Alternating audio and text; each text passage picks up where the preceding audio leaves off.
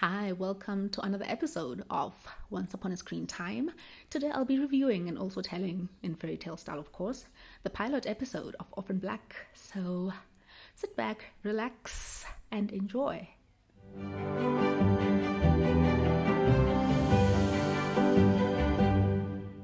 Once upon a time in a land far, far away. Well, not that far. More like your average gritty urban setting with a generous helping of rain and misery. There lived a charming rogue by the name of Sarah Manning. She was no princess, but she certainly had a crown of untamed jet black hair, which added to her general air of rebellion. This was a young woman who lived on the edge, mainly because she spent most of it running away from the consequences of her terrible decisions. But in this tale, the consequences were about to catch up with her in the most bizarre, clone-filled way possible. One dark, rainy night, because of course, it's always dark and rainy when life-changing events happen. Sarah found herself at a train station. She was returning to her home kingdom, by which I mean her ex-boyfriend's dumpy apartment, after running away for the umpteenth time. But as fate would have it, the gods of this dramatic irony decided to throw a little twist into her life. You see, Sarah wasn't alone on this platform. No, across the tracks stood a woman. Not just any woman. A woman who looked exactly like her, down to the last strand of hair. Now, this wasn't your classic fairy tale mirror scenario. The woman across from Sarah wasn't an evil twin or some cursed reflection that sprang from the enchanted waters of a mystical pond. She was real. And she was about to do something that would kick off this entire twisted saga.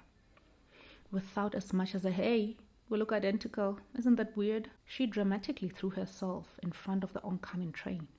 Yes, the woman who looked exactly like Sarah made a dramatic exit from this world, leaving behind a rather traumatized Sarah and, more importantly, a very stylish purse.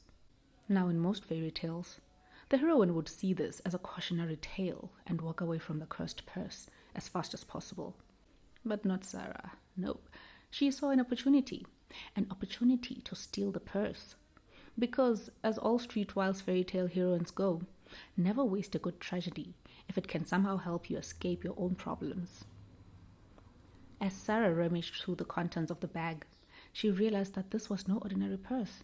It was practically a treasure chest brimming with all the essentials for a successful identity theft: a driver's license, keys, and most importantly, a clean slate.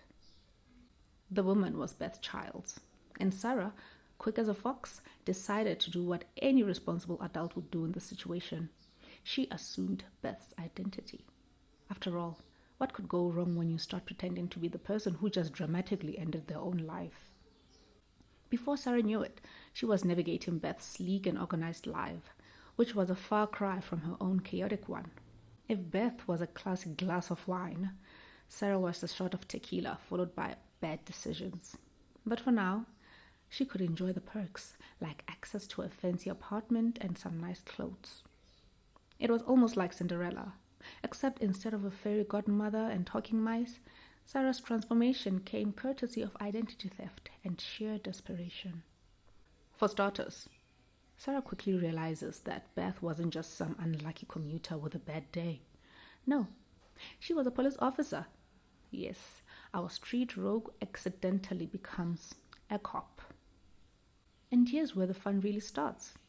Beth's life is falling apart faster than a pumpkin at midnight. She's under investigation for shooting a civilian. She's got a shady boyfriend, and there's the minor issue of Beth being involved in some clone conspiracy. Now, every fairy tale needs a good sidekick. In this tale, we get Felix, Sarah's foster brother. Think of him as the fairy godmother, but with way more sass and less patience for Sarah's drama. He's an eccentric artist, spends most of his time in fabulous outfits, and has an attitude for sharper than a poisoned apple. Honestly, if anyone deserves a happily ever after, it's Felix. Felix is the one who tries to keep Sarah grounded, but let's be real. He knows he's dealing with a mess. When Sarah shows up after witnessing her double spectacular death, does Felix scream, panic, or lecture her? No. He does what any good fairy god brother does. helps her dispose of her body. That's right. Sarah's brilliant idea to escape her own problems is to fake her own death. So she, with Felix's help, stages her own tragic demise, complete with a body that's totally not hers. It's a plot straight out of the darkest, grim fairy tales. And every fairy tale needs a Prince Charming. And Beth's ex-boyfriend, Paul, fits the bill. He's tall, brooding, and handsome, but he's also suspiciously unemotional. As Sarah slides deeper into Beth's life, she's got to pretend she actually cares about this relationship. But let's just say Paul isn't exactly warm and fuzzy. In fact, his main form of communication seems to be looking vaguely confused and staring off into the distance.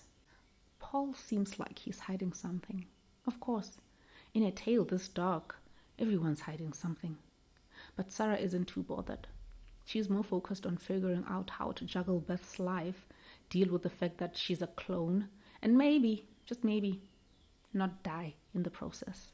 It's not long before Sarah's world spins completely out of control. After all, you can only impersonate a dead cop for so long before things get complicated. Sarah quickly learns that her resemblance to Beth isn't some crazy coincidence. It's part of a grand clone conspiracy, where it turns out she's not the only one. There are others.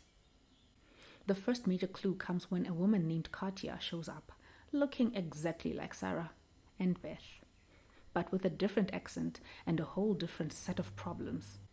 Katya, who's rocking a health crisis and a paranoia streak, drops the bomb. Sarah is part of a secret clone experiment. Yes, our gritty anti-heroine is one of several genetically identical women scattered around the world. Because science. Of course, Katya doesn't stick around long enough to explain the whole clone thing. She is murdered right in front of Sarah, because this is, after all, a tale of murder, mayhem, and multiple personalities. Poor Katya. She is basically the fairy tale character who shows up just to deliver the prophecy and then tragically dies before we get any real answers. By the end of this episode, Sarah's life has officially gone off the rails. What started as a simple con pretending to be a dead woman for some quick cash has snowballed into a full-blown identity crisis. She's got to pretend to be a cop, dodge Beth's inquisitive boyfriend, and figure out why there are clones of her running around and dropping like flies. There are more mysteries to uncover, more enemies to defeat, and more clones to meet, because apparently the more the merrier. But for now, we leave our heroine on the cliff of her destiny, with only a sarcastic brother, a dead cop's identity, and a looming conspiracy to guide her through this bizarre modern-day fairy tale. If you were expecting a happily ever after, I'm afraid you've wandered into the wrong kind of story. This isn't the type of tale where the heroine marries the prince and moves into a castle. Instead, Sarah Manning, our tough, sarcastic anti-princess, is left grappling with the fact that her life is no longer her own. She's surrounded by clones, conspiracies, and chaos at every turn. But if there's one thing we know for sure, is that Sarah is not the type to give up easily. She'll fight her way through, one terrible decision at a time. So, the first chapter of this fairy tale ends, not with a happy ending, but with the promise of many more twisted adventures to come.